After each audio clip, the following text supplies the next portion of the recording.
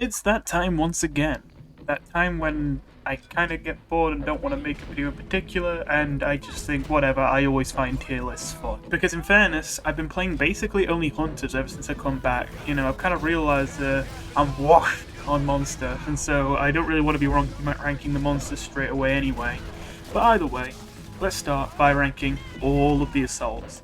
I'd also like to say that I made this as my own tier list template for Evolve, because there actually wasn't any templates out there that included all the characters. The closest one included every character except Battle Cabot, so nearly all of them, but this one actually has all of the 37, I believe, characters in the entire game. So there we go. And also they all have their own backgrounds for the different roles, so you can see what they are from a distance, which is nice. Anyway, so let's start with Markov. And I will just say this. In fact, we can just get straight to it.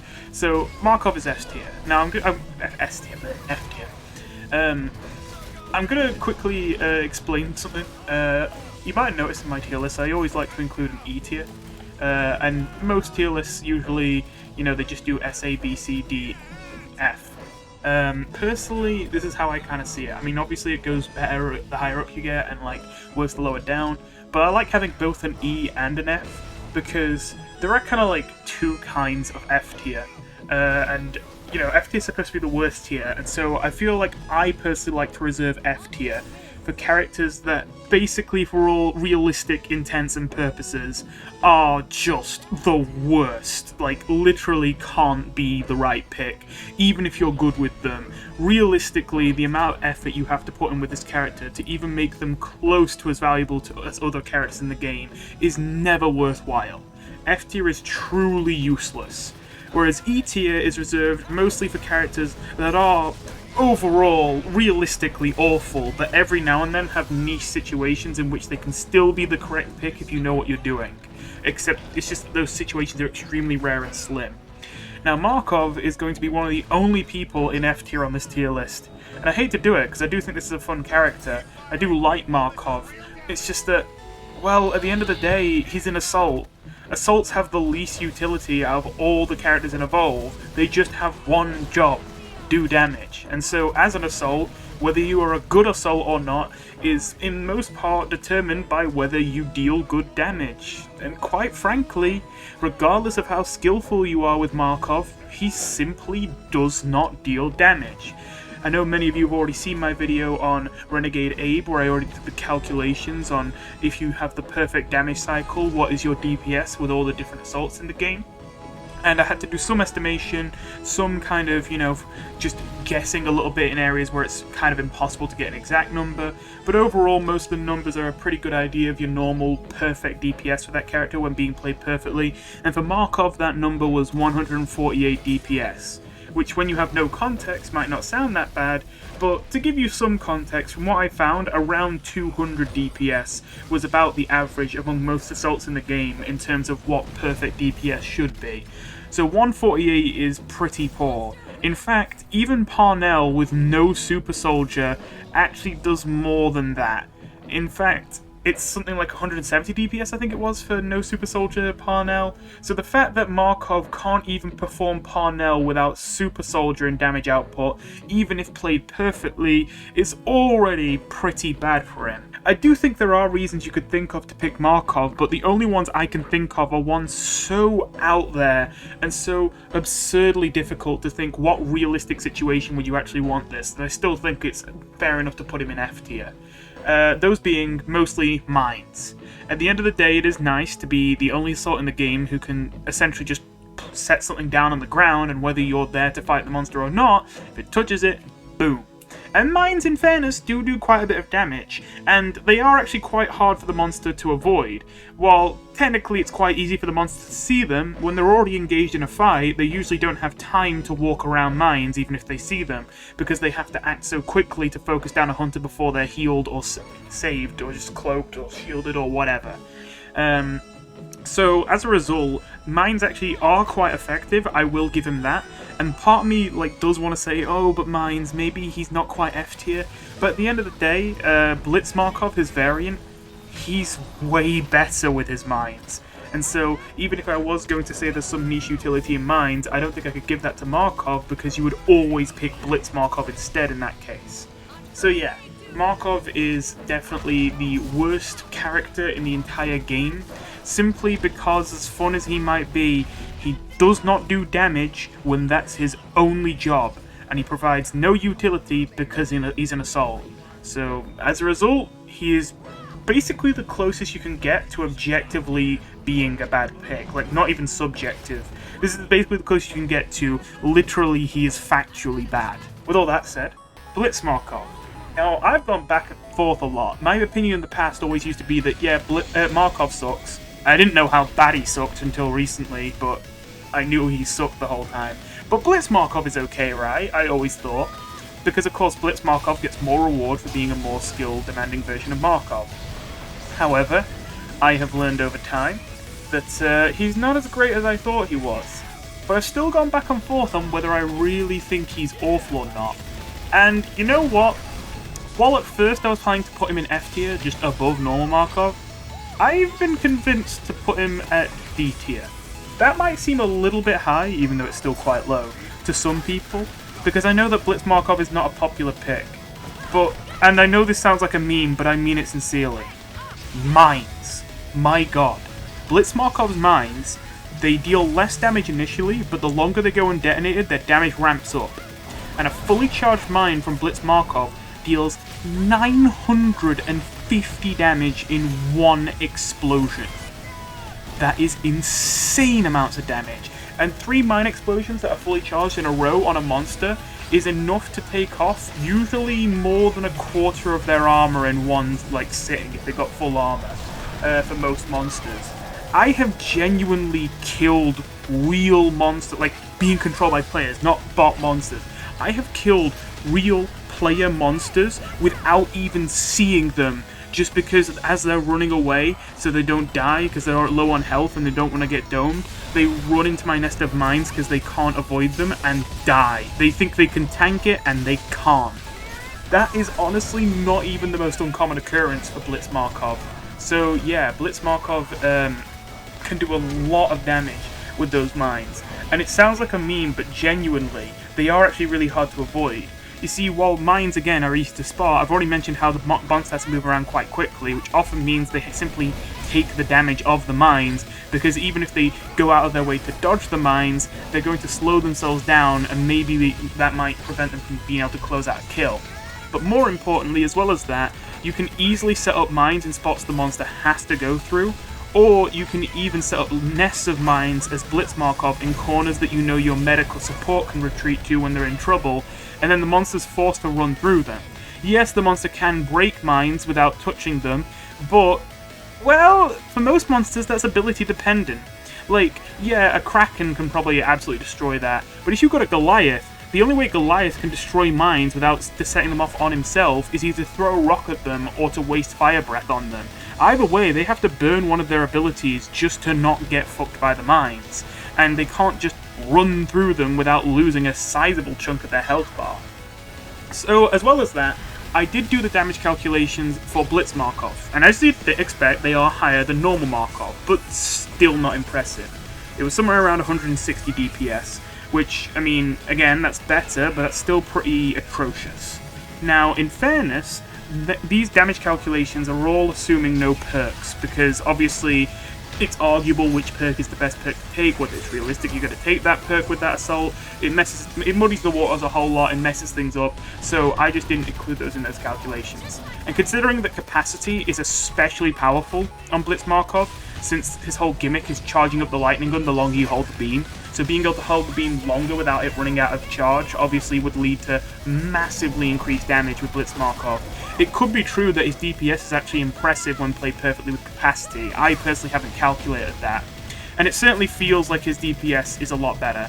I certainly wouldn't be surprised if it's getting closer to 200 at that point, and at that point it would be a decent DPS for an assault to have on a perfect damage cycle. And when you combine that with the mines, yeah, there's enough reason to play Blitz Markov and to say he's not really just a meme. That being said, all that aside, I'm not, huffing the copium. At the end of the day, it is true that you would have to get really lucky to keep that max charge on a monster for so long without the beam getting cut off or you being interrupted in any way for that long, especially against some of the more mobile monsters in the game. And certainly there are going to be matchups which suck for Blitz Markov. Kraken in particular, because not only do they have more ways to disarm your mines without having to burn abilities, but also being in the sky all the time with loads of knockback abilities is going to make it really hard for you to connect that beam to them and not have it break. So yeah, that combined with the fact that Blitz Markov's damage still isn't particularly high, definitely knocks him down quite a bit. Then there's Hyde. So I'm not buying the argument that Markov could be higher than F tier, because even though he's bad, at least he's easy to play. And that's because Hyde has decent damage, and I would say Hyde is even easier to play than Markov. If you ask me, Hyde is the single easiest character in Evolve to play. And that's simply because, at the end of the day, there is very little to doing your perfect damage cycle as Hyde. All you need to do as Hyde to deal perfect DPS is get in the monster's face with the flamethrower, spray it on them, keep spraying it, wait until you're out of capacity and you need to reload, swap to your gas bombs, throw one, swap back to the flamethrower, repeat the cycle. That is all you need to do on Hyde to maintain your perfect DPS of 190. Now 190 is a little bit lower than average, but it's still pretty good, and that's constant.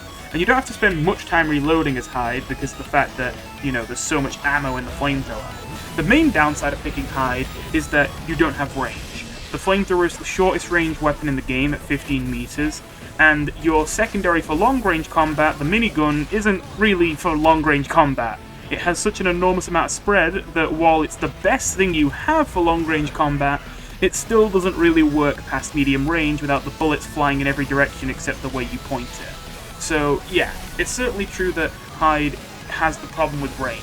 That being said, Hyde has its uses, and it's mostly, I would say, for these newer players, because literally all you have to do with Hyde is stay close enough to the monster that you can still flamethrower them. There's basically no other skill involved in playing Hyde.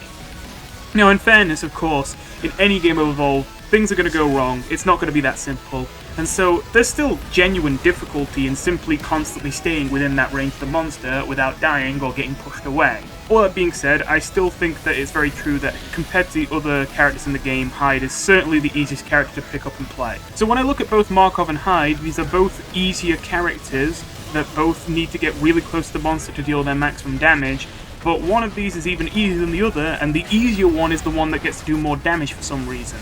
So yeah, Hyde definitely has to be better than Markov. That being said, I only put Hyde in C, which might be a surprise to some of you. I remember when I first came back to this game, I was hearing a decent amount of people saying that Hyde is one of the best assaults in the game, and I obviously disagree. Ultimately, Hyde, it is true, has very consistent damage. It's so easy to deal perfect damage with Hyde, and the only thing you really need to do is be close to the monster, and so as a result, it isn't that hard to constantly just be dealing that stream of damage.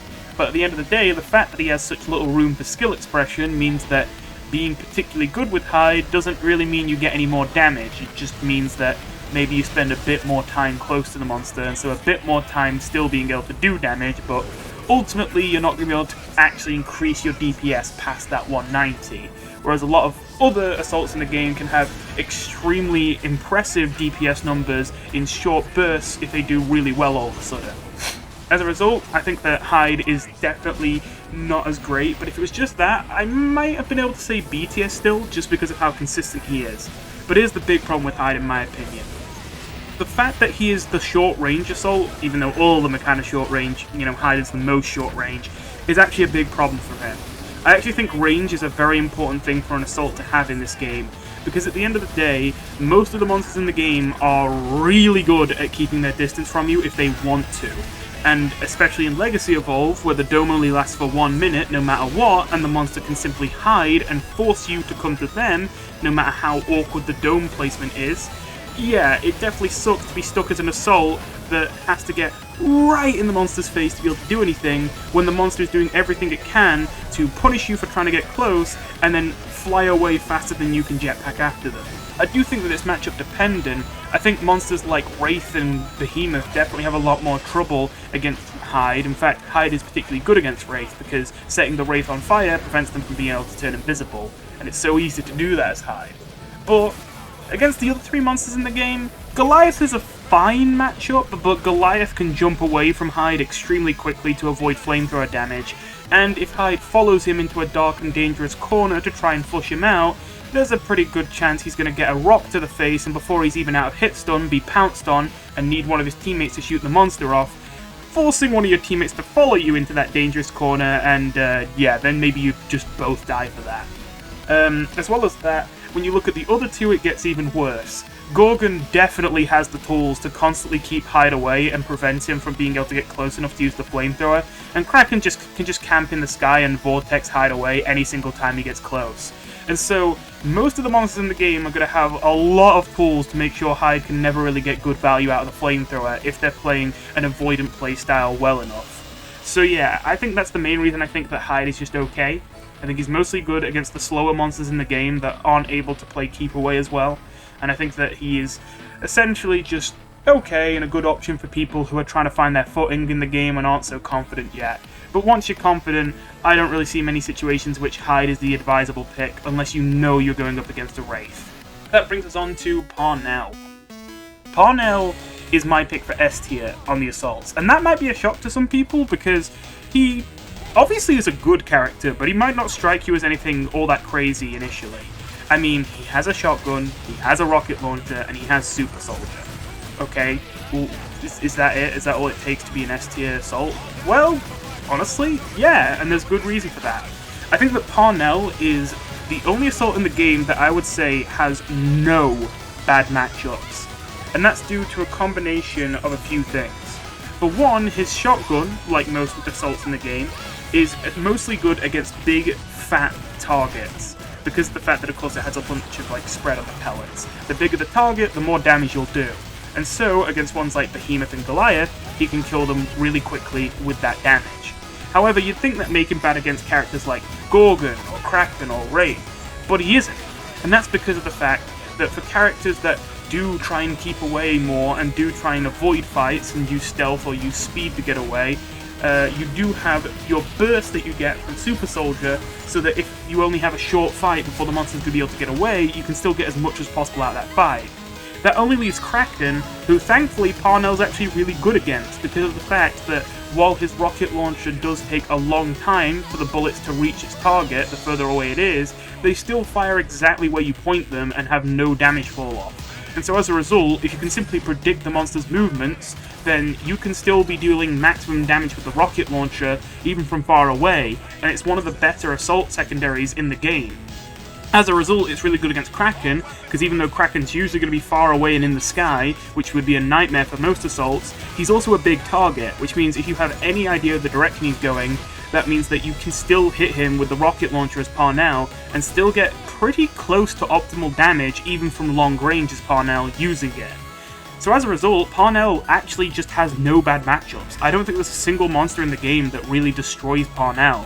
I think the only one you can make an argument for is maybe Wraith, because they don't cleanly fit into any of the categories that Parnell's effective against. But I don't really even think that Wraith has anything that counters Parnell either, so I wouldn't even say that. As well as that, Parnell kind of works with every single hunter as well, especially because usually more offensive supports aren't as effective as defensive supports, and usually those are the main characters that certain people might not work so well with. But Parnell actually works really well with offensive supports and makes up for their shortcomings because of the fact that Super Soldier is so great when combined with offensive support abilities. When Cabot uses his damage amp or Carla uses her armor reducer, that is the perfect time for Parnell to be popping Super Soldier to get tons of value, which makes some of these supports that usually don't get as much value because they don't have shields or jetpack boosts like Hank or Sunny, makes them a lot more effective.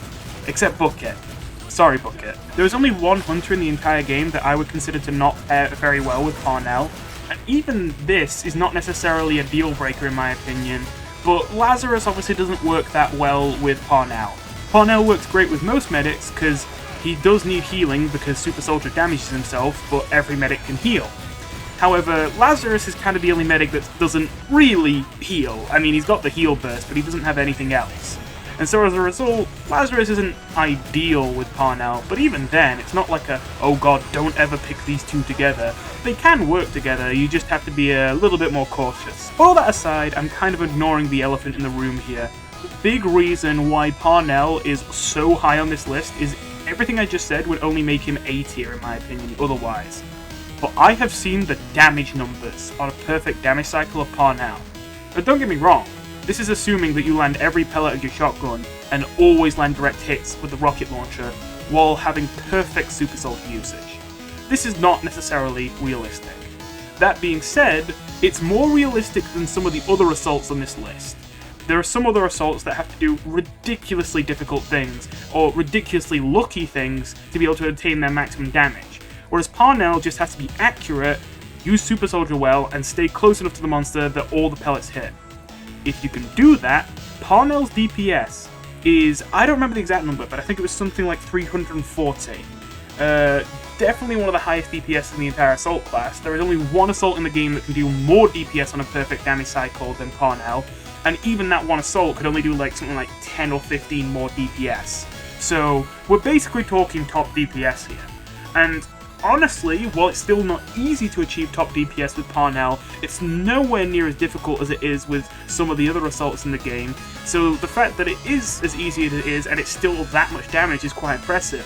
Especially because the fact that most of that damage is in bursts, and I'm just saying 300 and whatever as an average, is actually kind of a good thing since I've already explained how it can work really well with certain support abilities, or help you get damage on a monster before they can escape in a short of 5. If you were curious, his DPS while using Super Soldier on a perfect damage cycle is 685. Also, quick reminder that I am not counting headshot damage here, so if you could actually land headshots on the shotgun too, that would be even more damage. So yeah, Parnell definitely doing a shit ton of damage, and I think he more than deserves S tier in the assault class thanks to his combined consistency and extremely high damage output. Next we got Torvald. There isn't that much to say here. Torvald is the only character in the game who can outperform Parnell in DPS on a perfect damage cycle. He has the highest of all of them. However, he's also the most difficult assault in the game to play, at least considered by most, and I would probably agree. The mortar cannon is of course very difficult to use, and while it is only one thing, it is one thing that takes a lot of practice to get used to. And so yeah, essentially that is the main thing that gives Torvald his DPS, the mortar cannon. If you don't land shots in the mortar cannon, then his DPS is pitiful. If you do, his DPS is higher than any other assault in the entire game. However, as I say, all these damage calculations aren't taking headshots into account. It is probably true that if you land headshots with Parnell's shotgun, Parnell still does more than Torvald. But of course, it's not super realistic that you're going to land constant headshots with a shotgun, so just factor that out for now. Torvald takes a bit more effort to learn than Parnell, but gets to do a little bit more net damage, and in fairness, he also has the boost of having the damage amp from the shrapnel grenades of 50% that it can provide to both him and his teammates. So yeah, not much to say about Torvald. I think that he's a strong option because of his extremely high DPS and the fact that he has some utility in the damage amp. However, I still don't think I could put him S tier above Parnell, considering even if he can theoretically be better than Parnell when played effectively, like when played perfectly, it's just so much harder to do perfect Torvald play, even for people who are good Torvald players, compared to Parnell. And there are certain monsters that can be a nuisance for Torvald, or certain characters you might not want to run with Torvald, whereas Parnell is just so much more consistently good with everyone. So yeah, I think it's fair to put Torvald in A, say that he's still a very strong assault, but just simply not quite as good as Parnell. Lennox. So in my video on Renegade Abe, I got worried, because Lennox, I feel, is the most fun assault in Legacy Evolved, by far, by a mile. And yeah, when I saw that her maximum DPS with perfect damage cycles, which I say that, it's essentially just maintaining quadruple damage plasma lands, was still only 227. Now don't get me wrong, that's high. It's higher than Hyde, it's higher than Markov, it's higher than Blitz Markov. But it's nowhere near as high as Parnell or Torvald. It's only about 2/3 of what they can put out, which is kind of disappointing, honestly. I mean, it takes so much effort to be able to maintain a quadruple damage plasma lance combo that you'd think you'd get a bit more than that out of it. And so for a moment I was worried that despite how fun I found this character, that they might simply just be bad. I was really concerned that would be the case. But I'm happy to say now that I've looked into it a bit more, I don't think it is. And that comes down to two things. I do think that Lennox's pure DPS is nothing to necessarily write home about. If you want pure DPS, you want Parnell or Torvald. You don't want Lennox. However, Lennox is still a very solid pick for two other reasons. The two other things that assaults can sometimes have that actually are really effective to have that aren't damage. Those being mobility and range. You see, as the assault, mobility is actually extremely important. Arguably the only class that needs more mobility than the assault is maybe the trapper. But the assault actually does want a lot of mobility because once you get in more organised teams, the assault is usually the one to flush out the monster, thanks to the fact that you have the shield, so you can probably tank a few hits if things go south. You know, if you're in a situation where there's a monster hiding in a corner of the map, and you as the trapper know it's in that corner, but it's not leaving that corner, and you know that if you run in there to chase after it, it will just run outside the opposite side you came in from and get away. And so, you need to be able to wait outside, ready to be able to catch him no matter which exit he comes out of. But you also need to have someone ready to go in there and force that monster out. It's very common that someone ends up being the assault. Because of course, not only if the assault gets pounced they have the shield, but also thanks to the fact that they are the assault, if the monster tries to ignore the assault, they will simply get to deal enough damage to punish the monster for doing that. So mobility is very important as an assault. In fact, that's another reason why Parnell is S tier. I forgot to mention that Super Soldier, while most people only know that it lets you shoot faster and reload faster, and some people know that it lets you swap faster, it also gives you a jump height boost and a speed boost, which means that you've actually got a little bit of mobility at least. Lennox has a more clear way of getting mobility though in her Thunder Strike, I think it's called that, the jump attack basically, which of course allows you to get around more quickly. It's like having an extra jetpack dash at all times, which is nice. But the other thing as well is the autocannon, her secondary. Believe it or not, the autocannon is fucking insanely good. It's actually to the point where it's genuinely, there are some situations where I don't know if I should be using the plasma lance or the autocannon sometimes, even in a dome fight.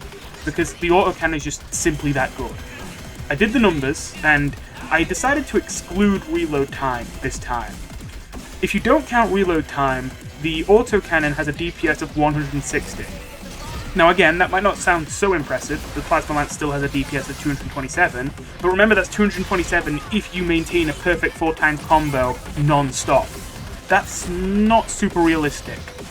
So, actually, if you can't get a high combo with your Plasma Lance, you get a higher DPS just by shooting the monster with your autocannon than using the Plasma Lance. As well as that, Plasma Lance can only be used up close, the autocannon can be used at a near infinite range, doesn't have a very long travel time, and always shoots exactly where you point it, and even has a small blast radius even if you manage to miss, so you might still catch the monster with the side of the splash damage, all while being a weapon which can headshot, and that does mean, hilariously enough, although this isn't a common instance, if you do get yourself in a spot where you're able to get a clear headshot of the monster consistently with the autocannon, you actually deal more DPS with the autocannon, even at point-blank range, than a fully charged Plasma Lance. No joke. The autocannon's DPS would be 320 if you can manage to land consistent headshots, which is just insane. So yeah, the autocannon is really good. Now you might say, okay, but that's all not counting reload time. That's not fair. Reload time matters. You did it for everything else, why aren't you counting reload time here? I'm not counting reload time here because you can literally stand still in one spot and fire the autocannon for 20 seconds straight before you need to reload it. And I'm not gonna lie, I don't think you're gonna need to spend 20 whole seconds holding down the autocannon, holding fire, without once needing to swap to something else. And again, remembering that weapons reload automatically while you're swapped onto something else and evolve, it certainly seems pretty reasonable that you can probably, within the space of 20 seconds, find a quick window to swap back to your Plasma Lance and then get back to the autocannon again. Either way, this all makes Lennox a pretty flexible option as an assault. Not quite the all-rounder that Parnell is, but still generally doesn't really have many bad matchups because of the fact that you're so good at close range and long range. I personally really like to run Lennox with more chase-like comps, you know, ones where you've got like Griffin, Sunny, Val, something like that, because of the fact that you don't have to get necessarily all that close to the monster to still be able to do a good amount of damage to it. Also, as a side note, it's very common for people to take movement speed on Assault, or it's very common for them to take reload speed, capacity, damage output, you know, just the damage perks. But no joke, do you want to know what perk I like to take on Lennox? And I at first just did this because I thought it'd be fun, and I thought it'd be an interesting idea to test out, but I'm genuinely convinced this is unironically one of the best perks you can take with Lennox.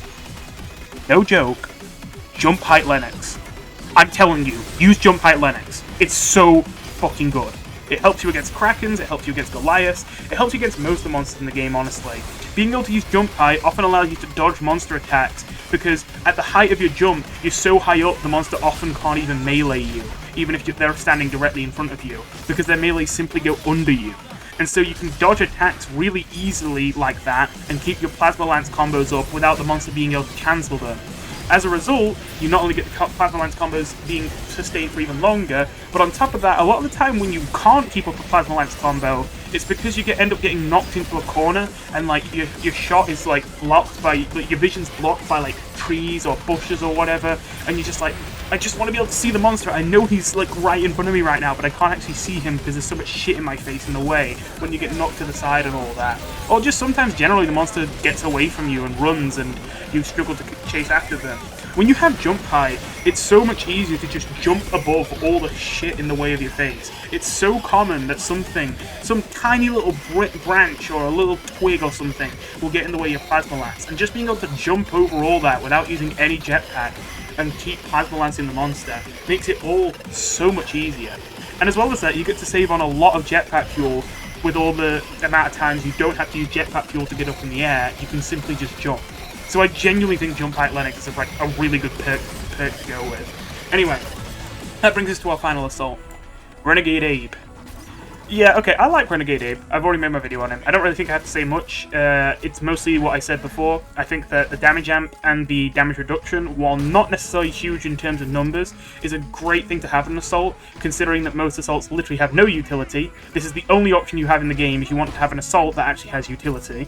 And as well as that, the main reason he's said to be bad is often that his damage isn't high enough. But as I already showed in the video on him, his perfect DPS is basically 200, which means that he's actually kind of average. Now don't get me wrong, average doesn't mean good, but average is fine. He outperforms Hyde, Markov, and Blitz Markov in DPS numbers. So yeah, I think it's fair to say that Renegade Abe is a fine pick, considering his DPS is fine, just nothing that crazy, as long as you play him well. And if you do play him well, you don't just get that DPS, you essentially get perks for the rest of the team. A good way to think about it is, I don't remember the exact numbers, but I'm pretty sure 7.5% increased damage and 5% increased damage reduction is kind of similar to the silver tier perks for those two things in Evolve Stage 2. So you can essentially think of it that, oh, okay, I'm picking a high skill assault that only has average damage despite being high skill. But I'm doing that because by doing that, I'm essentially granting everyone on my team, including myself, a free silver damage perk and a free silver damage resistance perk, simply for choosing this character. And when you pair that with the fact that Renegade Abe is really good at chasing down the monster, because even though his shotgun isn't accurate at long range, if even one pellet connects, the poison is reapplied. You also have the Nerve Toxin, which is very accurate at long range and very good at hitting a monster a mile away, and the Corrosive Grenades, if thrown effectively, do go a pretty far distance as well. As a result, you're able to still do a good amount of damage to the monster from a really far distance. As long as it stays poisoned, you can see it through walls by following the damage numbers, making it really hard for the monster to lose you. So yeah, it's certainly true that Renegade Abe is quite effective. Honestly, with everything I said, I nearly convinced myself to put him in A tier. But the main thing that knocked him out of A tier is something that sounds inconsequential, but when you play him, you'll know what I mean. If you didn't know, for whatever reason, they just decided to give him a weaker shield. His shield only provides a 45% damage reduction, unlike the other assaults who all get a 55% damage reduction in Stage 2. It's only a 10% difference, and so I wanted to say that it doesn't matter. And don't get me wrong, it's not super noticeable, but I've definitely had games on Renegade Abe where I know I need to be the one to flush out the monster, but I also know I'm not going to live just because I have a weaker shield, and it ends up panning out exactly like that. That is the main thing that sucks with Renegade Abe, when you get into a situation when you're forced to, get in there and force the monster out of whichever spot they're hiding in, and yet when you try and do it, uh-oh, now I'm getting fucked, and my shield is not saving me enough. And unless your teammates come in to actually help you out and heal you as you're getting attacked, usually that's a death sentence. And in moments like that, I do end up thinking, God, if only I picked any other assault in the game. Ultimately, that is the only thing that I think holds back Renegade Abe from genuinely not only being just a decent assault, but like a good assault, is the fact that the weaker shield actually does end up mattering sometimes. Now, it definitely depends on the map or the monster, but as long as the monster knows that you have that weakened shield and knows how to exploit it, I do think that this can be match-dependent, something that can actually really fuck you over. If the monster just finds a really good corner of the dome to hide in, and no one can shoot them as long as they're there, and you need to flush them out, and they know that you have a weaker shield, they can really make your life hell, and in situations like that, Renegade Abe is one of the worst picks you could ever make. But for any other situation, as long as your team is also playing characters that can deal good damage, then yeah, I think that the damage amp and the damage reduction is well worth it on Renegade Abe. Anyway, that'll be all the assaults. In the next part, I'm going to cover all the trappers.